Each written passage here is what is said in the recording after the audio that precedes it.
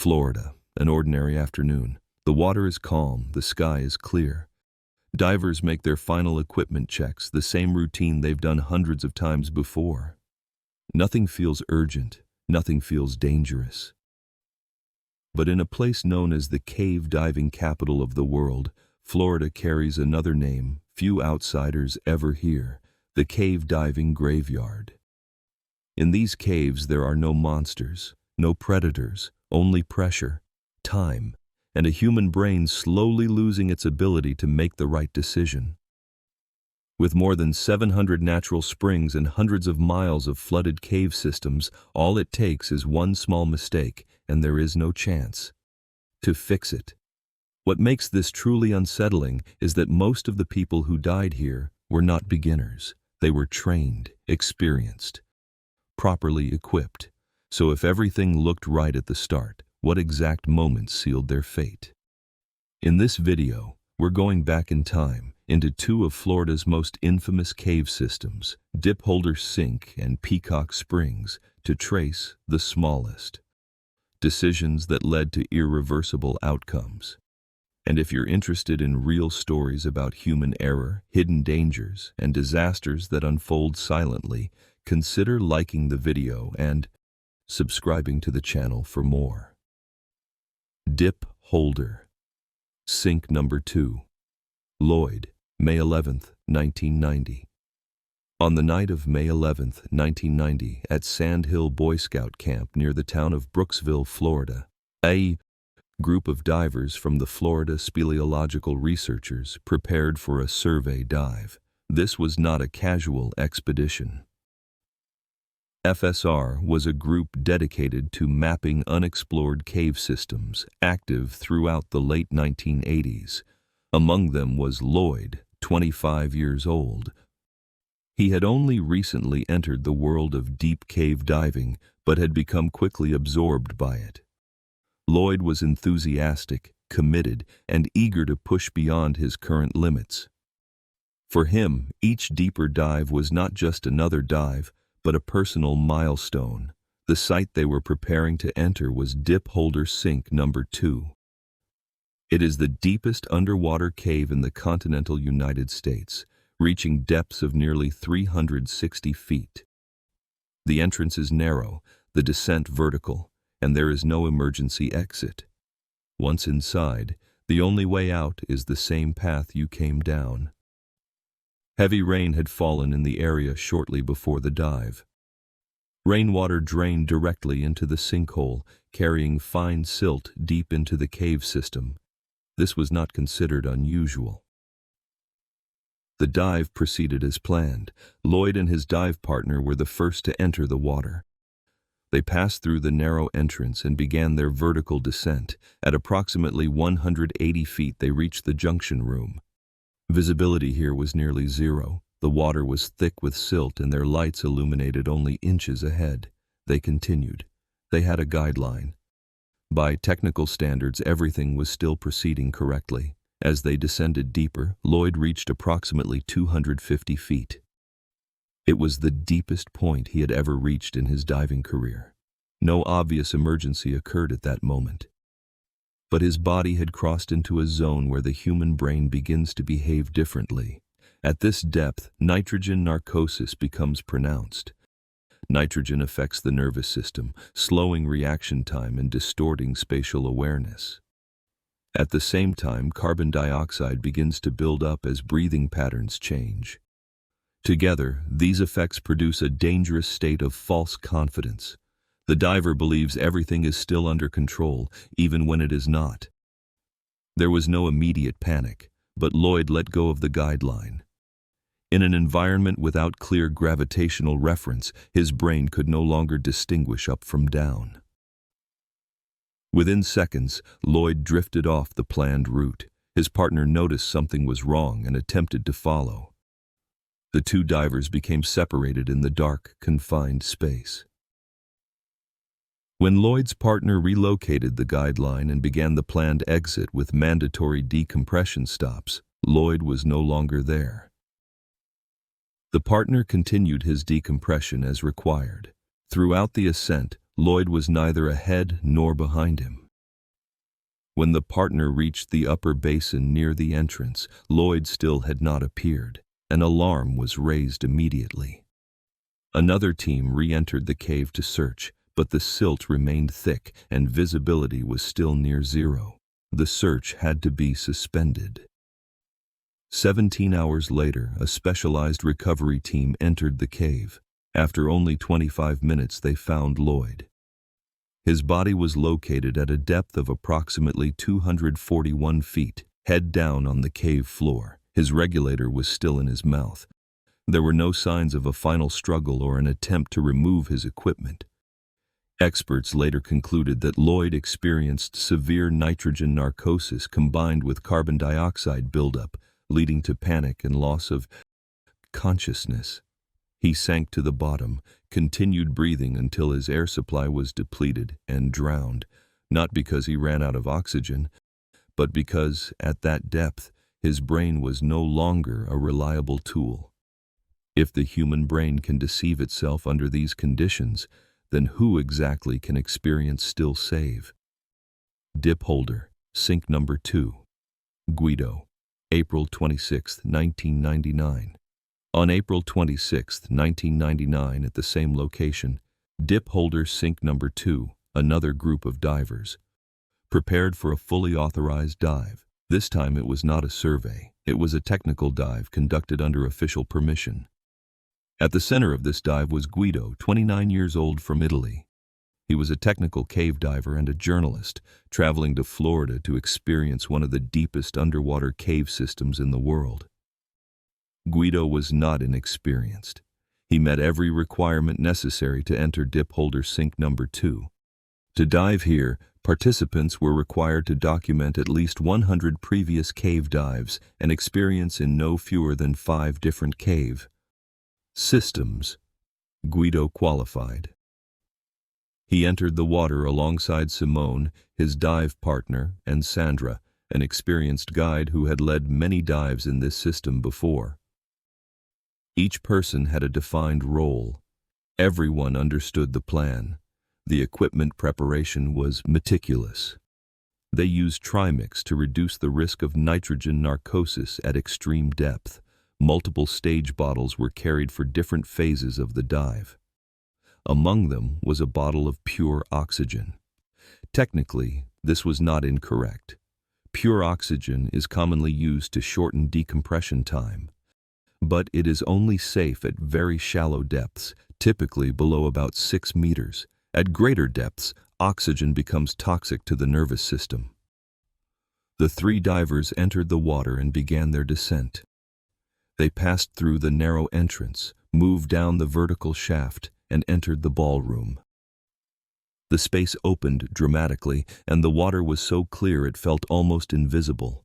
Guido began taking photographs continuously. For him, this was the defining moment of the dive.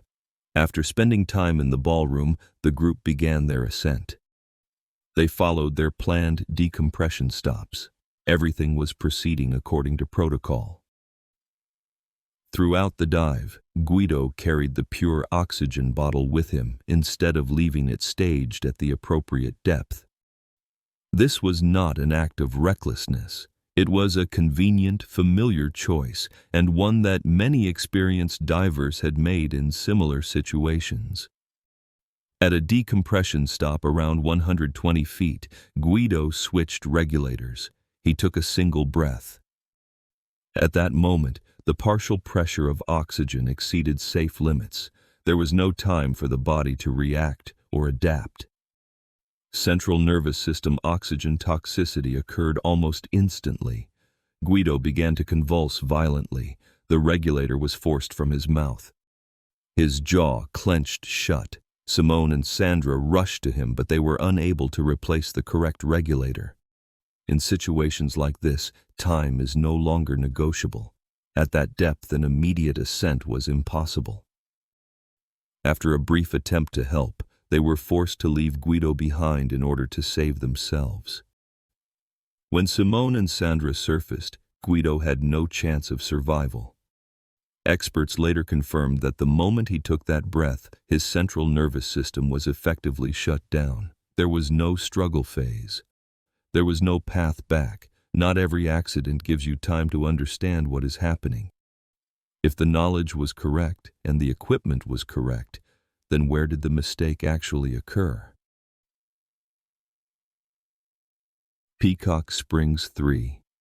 Jim, April 9, 1990. On April 9, 1990, at Peacock Springs State Park, north of the town of Mayo, Florida, 3 people prepared for what appeared to be a simple dive, not a deep cave, not a complex technical dive. Peacock Springs is a large system with more than 10 miles of mapped passages. The water flow is strong and the silt is extremely fine. A single careless movement can erase visibility completely. Within this system, Peacock Springs 3 is considered the most challenging section. The leader of the group was Jim, 53 years old. He was certified in cavern diving. He was not certified in cave diving. The two are often confused, but their survival philosophies are fundamentally different. Cavern diving still allows natural light. Cave diving does not. Once that boundary is crossed, every decision depends entirely on guidelines and strict procedures. Jim entered the water with his 10-year-old son Matthew and a friend named Paul. Matthew was not qualified for any form of cave or cavern diving. At the time, this was not perceived as an immediate danger. The 3 descended and began the dive. Paul led the way. They approached the entrance to Peacock Springs 3, located at a depth of approximately 25 feet. Just outside the entrance, Paul tied off a guideline to mark their exit. Only seconds after the group entered the cave, silt was disturbed. The water clouded almost instantly. Visibility dropped to 0. In the darkness and heavy silt, Paul made an assumption. He believed all 3 divers had turned around and were exiting the cave. Based on that assumption, Paul pulled the guideline free and began his ascent. When Paul reached clearer water, he saw Matthew surfacing. Jim did not appear. Inside the cave, Jim had lost all reference points. No guideline, no visibility. Every direction looked the same. Jim was trapped in a confined space where every movement stirred more silt. There was no way to identify the exit. There were no alternative options. For an unknown period of time, Jim attempted to find his way out by feeling along the cave walls. Each movement only made the conditions worse. The air in his tanks steadily depleted. Jim died inside the cave, only a few feet from the exit. When rescue teams arrived, the silt near the entrance was too dense to allow an immediate search. Only after the water settled was Jim's body recovered. The official investigation concluded that the primary causes were insufficient cave diving training and a violation of basic safety principles. Some members of the diving community later suggested that, during the initial confusion, Jim may have turned back in an attempt to find his son. This theory was never confirmed. In places like this, a lack of understanding is enough to kill. If it wasn't the depth, then what truly killed Jim? Olson Sink, Darden Davis, November 4, 1990. On November 4, 1990, at Peacock Springs State Park, another diver entered the Olson Sink cave system. Not as part of a team, with no dive partner beside him. Olson Sink is a narrow cave, an enclosed space with limited passages and little room to maneuver. Once inside, every action must be precise. There is no margin for error. The diver that day was Darden Davis. He was an experienced cave diver, accustomed to diving alone. Solo diving was not unusual for him. It was something he had done many times before, including in this very system. Darden's dive plan was straightforward. He carried a set of large primary tanks and a stage bottle intended for later use. Everything was familiar. There was no indication that this dive would be different from the others. The first problem appeared shortly after he entered the cave. One of his regulators began to free flow. Gas escaped continuously, far faster than intended.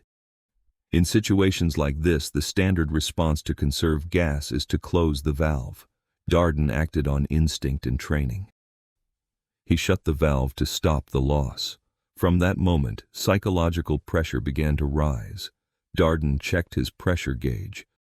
Under stress, the information no longer appeared clear or reliable. What he saw led him to believe that his primary tanks were empty. That belief changed everything. Darden now thought his main gas supply was no longer usable. In his mind, the next logical step was to switch to his stage bottle. He did exactly that. But the stage bottle did not function as expected. A leak developed. Gas escaped faster than he could control. Meanwhile, gas still remained in his primary tanks. But with the valve closed and his perception distorted by stress, Darden could not access it. In his understanding of the situation, every remaining option was disappearing. There was no dive partner to cross-check the problem. No one with the authority to stop and reassess what was happening. The chain of deviations continued. Equipment malfunctioned. Stress distorted perception. Decisions that would have been reasonable under normal conditions became dangerous inside an enclosed cave. Darden Davis died inside the cave, only about 150 feet from the entrance. When his body was recovered, his primary tanks still contained gas, not because he ran out of air, but because he believed that he had. Caves do not need to hunt people. They do not apply pressure. They do not set traps. They simply exist, silently, waiting for humans to enter with decisions that, at the time, all seem reasonable. In everything that unfolded, there was no single catastrophic mistake at the beginning, only small deviations, a familiar assumption. A procedure that had worked before, a moment of stress inside an environment with no exit.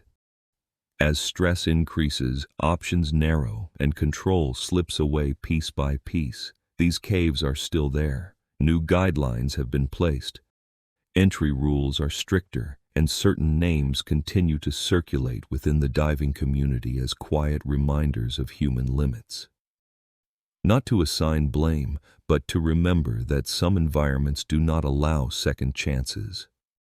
And as people continue to seek out spaces with no escape, armed with better equipment, more knowledge, and greater confidence, what will truly determine the line between control and catastrophe?